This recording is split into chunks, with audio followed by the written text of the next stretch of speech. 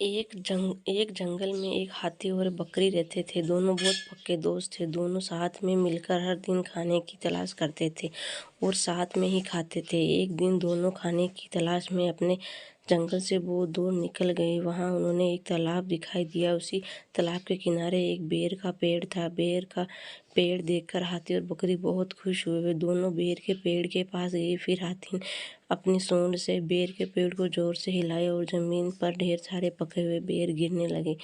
बकरी जल्दी जल्दी गिरे हुए बेर को इकट्ठा करने लगी।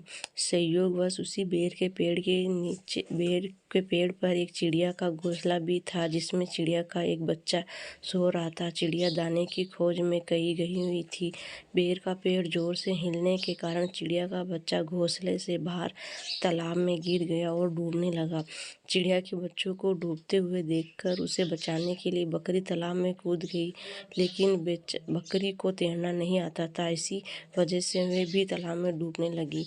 बकरी को डूबता हुआ देखकर हाथी भी तालाब में कूद गया। उसने चिड़िया के बच्चे और बकरी दोनों को डूबने से बचा लिया। इतने में चिड़िया भी वहां आ गई और वह अपने बच्चों को सही सलामत देखकर बहुत खुश हुई। उसने हाथी और बकरी को इसी तालाब और बेर के पेड़ के पास रहने के लिए कहा। तब से हाथी और बकरी भी चिड़िया के साथ इसी बेर के पेड़ के नीचे रहने लगे। कुछ ही दिनों में चिड़िया का बच्चा भी बड़ा हो गया। चिड़िया अपने बच्चे के साथ जंगल में घूमकर हाथी और बकरी को जंगल में किस पेड़ पर फल लगे हैं इसी जानकारी देती। इसी तरह हाथी, बकरी और चिड़िया मज़े में रहते और खाते पीते थे। इस कहानी से हमें शिक्षा मिलती है कि हम किसी का बुरा नहीं करना चाहिए।